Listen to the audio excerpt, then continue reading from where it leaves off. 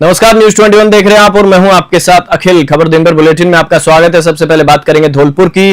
धौलपुर में अवैध खनन के खिलाफ चलाए जा रहे अभियान के तहत मनिया थाना पुलिस को बड़ी सफलता मिली है। पुलिस अधीक्षक सुमित मेहरड़ा के निर्देशन में की गई कार्रवाई में अवैध चंबल रेती बजरी से भरे ट्रेलर को जब्त किया गया है। पुलिस ने बताया कि मुखबिर से सूचना मिलने पर आगरा मुंबई राष्ट्रीय राजमार्ग NH 44 पर नाकाबंदी की गई। इस दौरान ट्रेलर को रुकवाने की कोशिश की गई, लेकिन चालक पुलिस को देखकर भागने लगा। पुलिस ने तत्परता दिखाते हुए आरोपी को पकड़ लिया। जांच में सामने आया कि ट्रेलर में अवैध चंबल रेता बजरी भरी हुई थी, जिसे छिपाने के लिए ऊपर मिट्टी की परत डाली गई थी। मामला दर्ज कर लिया गया है, आगे की जांच जारी है। धौलपुर से संजय कसाना की रिपोर्ट।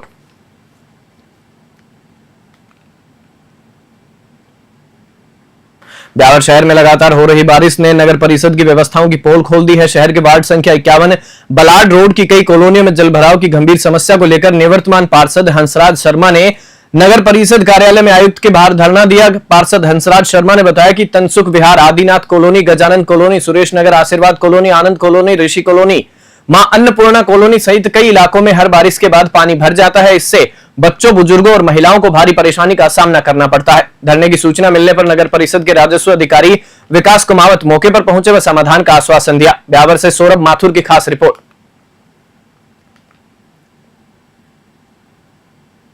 श्री विजयनगर में इलाज के दौरान युवक आकाश की मौत को लेकर बीते शनिवार से शुरू हुआ आंदोलन आखिरकार सोमवार को प्रशासन के साथ सफल वार्ता के बाद समाप्त हो गया है। परिजनों और प्रदर्शनकारियों की मांगों पर प्रशासन ने लिखित सहमति दी है। मुख्य मांगों जैसे आरोपी कांस्टेबल पूनम चंद को हटाए जाने, मेडिकल बोर्ड से पोस्टमार्टम के पश्चात नियमानुसार कार्रवाई करने, परिवार के सदस्य को नगरपालिका में संविदा पर नौकरी देने व सामाजिक संस्थाओं के सहयोग से परिवार के आर्थिक सहयोग जैसे बिंदुओं पर सहमति बन गई है। सरकारी अस्पताल के समक्ष चल रहा धरना समाप्त हो गया है। वहीं पोस्टमार्टम करवाकर शव परिजनों को सौंप दिया गया है। एएसपी भंवरलाल ने क्या कुछ कहा, देखिए श्री विजयनगर से जय किशन की इस रिपोर्ट में।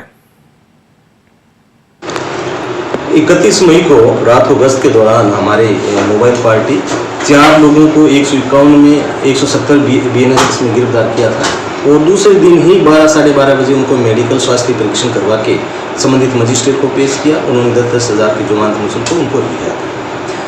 उनमें से एक आकाश नाम का था जो पहले से ही उसकी सांस की या तकलीफ से 9 जुलाई को उसकी कुछ तकलीफ होने से यहाँ उसने एक्सरे करवाया, तो डॉक्टर ने ये सजेस्ट किया कि इसके लंग्स में पानी है, आप इसको गंगानगर लेके गए। वहाँ टांटिया हॉस्पिटल में उसको भर्ती करवाया गया था और भर्ती के समय उन्होंने हिस्ट्री लिखी थी कि सीवियर निमोनिया है और इसके रेस्पिरेटरी सिस्टम फेलियर है। इस आधार पर उनको भर्ती किया, ट्रीटमेंट चला। 3-4 दिन में लंग्स में ज़्यादा इन्फेक्शन होने की वजह से वो बेहोश हो गया वहाँ ट्रीटमेंट के दौरान, वेंटिलेटर पे रहा और 12 तारीख को शाम को उसकी डेथ हो गई। बालेसर कस्बे के पुराने बस स्टैंड पर स्थित एक मोबाइल की दुकान में रात्रि के समय ताले तोड़कर घुसे चोरों ने दुकान में रखे 4 मोबाइल फोन व 11,000 रुपए की नकदी चुरा कर ले गए। दुकानदार को सुबह पता चलने पर व्यापारियों ने घटना पर रोष प्रकट करते हुए बालेसर पुलिस थाने में अज्ञात लोगों के खिलाफ रिपोर्ट दी है। वहीं यह चोरी की पूरी घटना सीसीटीवी कैमरे में कैद हो गई, मगर चोरों ने अपने ऊपर कपड़ा डाला हुआ एवं मुंह ढका हुआ होने के कारण पता नहीं चल पाया है। जोधपुर से मनोहर सिंह की रिपोर्ट। मैं श्री राम मोबाइल का ऑनर। मेरे कल रात को मैंने दुकान बंद करके 9:30 बजे बंद करके गया घर और मेरी दुकान में रात को लगभग 2:33 पे चोरी हो गई। सुबह मेरे को ये कंप्यूटर की सुविधा देने वाले फ़ोन किया कि आपके दुकान में ताला टूटे हुए हैं। मैंने आए देखा तो और कैमरे में खंगाला तो कोई एक बत्ती रात को अंदर घुस के पूरा चोरी माल से आप करके ले गए। प्रदेश की भजनलाल सरकार पूरे राज्य में बिजली के स्मार्ट मीटर लगा रही है। स्मार्ट मीटर को लेकर राजस्थान में स्मार्ट मीटर लगाए जाने के फैसले का विरोध लगातार बढ़ता जा रहा है। सोमवार को जोधपुर में यूथ कांग्रेस और NSUI के कार्यकर्ताओं ने जिला कलेक्टर कार्यालय के बाहर जोरदार विरोध प्रदर्शन किया। प्रदर्शनकारियों ने सरकार पर जबरन स्मार्ट मीटर थोपने का आरोप लगाया और मुख्यमंत्री के नाम जिला कलेक्टर को ज्ञापन सौंपा। प्रदर्शन के दौरान यूथ कांग्रेस के कार्यकर्ताओं ने जमकर नारेबाजी की और स्मार्ट मीटर लगाने की प्रक्रिया को तुरंत प्रभाव से बंद करने की मांग की है। कार्यकर्ताओं का कहना है कि स्मार्ट मीटर लगाए जाने के बाद बिजली के बिलों में 2 से 4 गुना तक बढ़ोतरी हो गई है, जिससे आम आदमी, किसान और मजदूर वर्ग बुरी तरह प्रभावित हो रहा है। पूर्व विधायक मनीष पवार ने प्रदर्शन करते हुए कहा कि सरकार जबरदस्ती स्मार्ट मीटर लगवा रही है, जबकि पुराने मीटर पूरी तरह ठीक है। जोधपुर से मनोहर सिंह की खास रिपोर्ट। नागौर जिले के जायल विधानसभा क्षेत्र में बूथ लेवल अधिकारियों के लिए प्रशिक्षण कार्यक्रम आयोजित किया गया। उपखंड सभागार में आयोजित प्रशिक्षण शिविर में भाग संख्या मत 156 से 206 तक के कुल 51 बीएलओ को प्रशिक्षण दिया गया। एसडीएम अभिलाषा की अध्यक्षता में हुए इस प्रशिक्षण में बीएलओ को कई जानकारियां दी गई। अधिकारियों ने बीएलओ को बीएलओ ऐप और एनवीएसपी पोर्टल के बारे में भी जानकारी दी। जायल से रमेश झाजड़ा की रिपोर्ट।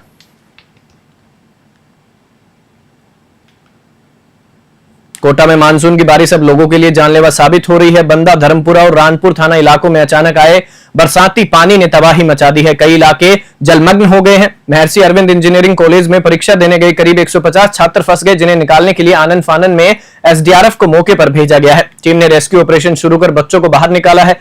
इसी दौरान कॉलेज के बाहर बहने वाले बरसाती नाले में एक स्कूटी समेत युवती के बहने की भी सूचना मिली थी। युवती भी महर्षि अरविंद कॉलेज में परीक्षा देने के लिए जा रही थी, जिसके शव को एसडीआरएफ ने नाले में से 1.5 घंटे की मशक्कत के बाद निकाला। हालांकि चिकित्सकों ने उसे मृत घोषित कर दिया है। तेज बारिश के चलते कोटा में जगह जगह जल भराव की स्थिति बनी हुई है। कोटा से कामेंदु जोशी की ग्राउंड रिपोर्ट। बोली थाना क्षेत्र की ग्राम पंचायत थडोली गांव की पहाड़ियों में एक सप्ताह से पैंथर का मूवमेंट है। पैंथर की मूवमेंट से ग्रामीणों में दहशत का माहौल है। पंचायत प्रशासक, जनप्रतिनिधि धरतीराज गुज्जर व ग्रामीणों ने उच्च अधिकारियों से पैंथर के रेस्क्यू की मांग की थी। थडोली गांव में उच्च अधिकारियों के निर्देश के बाद वन अधिकारी भूपेंद्र सिंह ने वन रक्षक टीम के साथ पैंथर की तलाश शुरू कर दी है। बोली क्षेत्रीय वन अधिकारी भूपेंद्र सिंह व वन्य जीव टीम पैंथर की दहशत वाले क्षेत्र में पहुंची, जहां पूरे इलाके में सर्च ऑपरेशन चलाया गया। इस दौरान पाया गया कि पैंथर का मूवमेंट आसपास के इलाके में बना हुआ है। इस पर वन विभाग की टीम ने पहाड़ पर पिंजरा ले जाकर लगाया है। बोली से दीपक गिरी की खास रिपोर्ट। पाली जिले से खबर है, जहां श्री 32 खेड़ा मेघवाल छात्रावास में पुस्तकालय राणावास के तत्वाधान में स्वर्गीय यश परिहार सुपुत्र सोहनलाल परिहार निवासी चौकड़िया की प्रथम पुण्यतिथि के अवसर पर सोमवार 14 जुलाई को द्वितीय विशाल रक्तदान शिविर का आयोजन किया गया। छात्रावास प्रभारी गुलाब हटेला व शिविर के सह संयोजक मंगलाल राठौड़ ने बताया कि इस अवसर पर 101 यूनिट रक्त एकत्र किया गया। शिविर में राजकीय अस्पताल सोजत सिटी के मेडिकल प्रभारी डॉक्टर केएल सिरवी के नेतृत्व में अस्पताल स्टाफ ने संपूर्ण व्यवस्थाएं संभाली। पाली से ललित तिवारी की रिपोर्ट।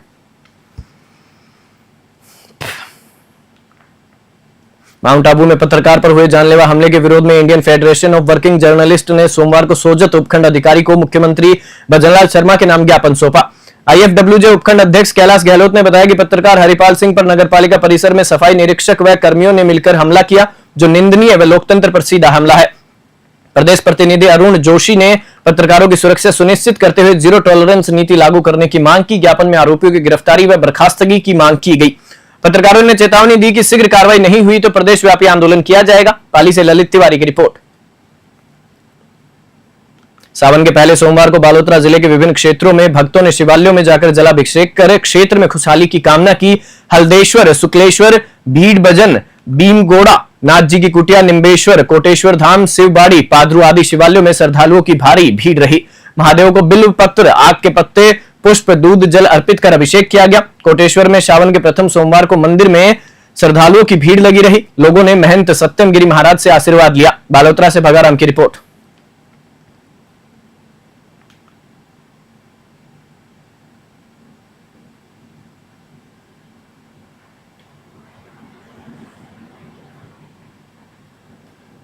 राजस्थान में हरियाली और पर्यावरण संरक्षण को बढ़ावा देने के उद्देश्य से चलाए जा रहे एक पेड़ मां के नाम अभियान के तहत बसवा ब्लॉक के गुल्लाना स्थित राजकीय उच्च माध्यमिक विद्यालय और कस्तूरबा गांधी छात्रावास परिसर में वृक्षारोपण कार्यक्रम आयोजित हुआ। कार्यक्रम की मुख्य अतिथि रही मुख्य ब्लॉक शिक्षा अधिकारी शीला मीणा, जिन्होंने छात्रों को पर्यावरण के महत्व पर प्रेरणादायक संदेश देते हुए कहा कि पेड़ लगाना ही नहीं, उनकी देखभाल भी हमारी जिम्मेदारी है। हर छात्र कम से कम 10 और हर कर्मचारी 15 पौधे लगाए, यह हमारा सामूहिक संकल्प होना चाहिए। उन्होंने विद्यालय और ग्रामीणों को 600 पौधे वितरित किए। कस्तूरबा गांधी आवासीय छात्रावास परिसर में सघन वृक्षारोपण भी किया गया। प्रधानाचार्य छोटेलाल मीणा ने विद्यालय प्रतिवेदन एवं वृक्षारोपण अभियान की गतिविधि के बारे में जानकारी प्रदान की। कार्यक्रम का मंच संचालन शारीरिक शिक्षक विजय कुमार शर्मा ने किया। बसवा से गुमान मीणा की रिपोर्ट।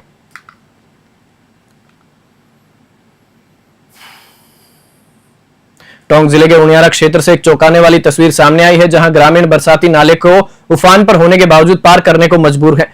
उनियारा उपखंड के उप तहसील मुख्यालय बनेठा को टोंक से जोड़ने वाला सड़क मार्ग पर नागो नाला पूरी तरह उफान पर था। नाले में घुटनों तक पानी बह रहा था, फिर भी कई बाइक सवार और निजी वाहन चालक जान जोखिम में डालकर इसे पार करते नजर आए। इसे स्थानीय लोगों की मजबूरी या लापरवाही कहें कि वे पैदल और दोपहिया वाहनों से बहते पानी के बीच रास्ता तलाशते रहे। पिछले वर्षों में इस नाले में बहने की घटनाएं हो चुकी हैं। इसके बावजूद ग्रामीणों ने कोई सबक नहीं लिया।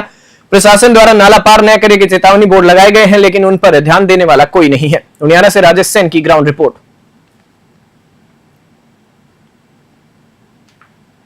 पाली जिले में भारी बारिश से जनजीवन अस्त व्यस्त हो गया है। बोमादड़ा रेलखंड में भारी बारिश व जलभराव के कारण रेल यातायात प्रभावित हुआ है। इस कारण कई ट्रेनों को मारवाड़ जंक्शन पर रोका गया। वरिष्ठ मंडल वाणिज्य प्रबंधक बीसीएस चौधरी ने बताया कि मंडल रेल प्रबंधक राजू भूतड़ा के निर्देश पर प्रभावित यात्रियों के लिए ये विशेष व्यवस्थाएं की गई हैं, जैसे हेल्प डेस्क और रिफंड काउंटर की सुविधा, पाली और जोधपुर के लिए 10 बसों की व्यवस्था, भोजन और पेयजल की समुचित आपूर्ति आदि। पाली से ललित तिवारी की रिपोर्ट। धौलपुर के व्यवसायिक प्रशिक्षकों ने जिला अध्यक्ष नीरज शर्मा और महिला अध्यक्ष मंजू चौधरी के नेतृत्व में प्रधानमंत्री के नाम एसडीएम साधना शर्मा को ज्ञापन सौंपा है, जिसमें राजस्थान सरकार की लापरवाही व व्यवसायिक शिक्षा प्रणाली में व्याप्त अनिश्चितता को लेकर गहरी चिंता व्यक्त की गई है। ज्ञापन में बताया गया कि वर्तमान में राजस्थान के राजकीय विद्यालयों में कौशल प्रशिक्षण प्रदान करने के लिए कुल 5155 व्यवसायिक प्रशिक्षक कार्यरत हैं। हाल ही में शिक्षा विभाग द्वारा सभी प्रशिक्षण प्रदाता कंपनियों के साथ किए गए एमओयू को 13 जून को एक तरफा रूप से निरस्त कर दिया गया। इससे राज्य भर में कार्यरत लगभग 2527 प्रशिक्षक अचानक बेरोजगार हो गए हैं। व्यवसायिक प्रशिक्षकों ने सरकार से मांग की कि व्यवसायिक शिक्षा प्रणाली को स्थायित्व और गुणवत्ता प्रदान की जाए। धौलपुर से संजय कसाना की स्पेशल रिपोर्ट। हाँ, क्या नाम आपका? हाँ, क्या मामला है?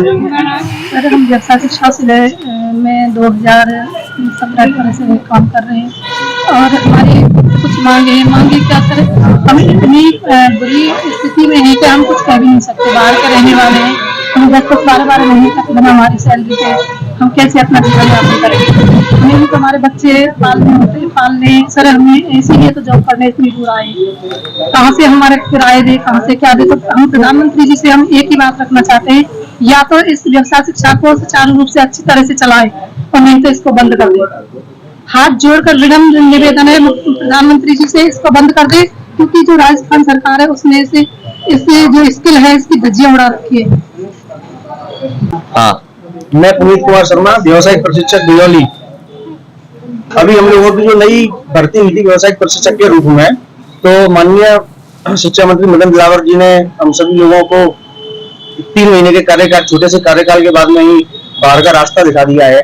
उसी के उपलक्ष्य में हम सारे व्यवसायिक प्रशिक्षक यहाँ पर उपस्थित हुए हैं।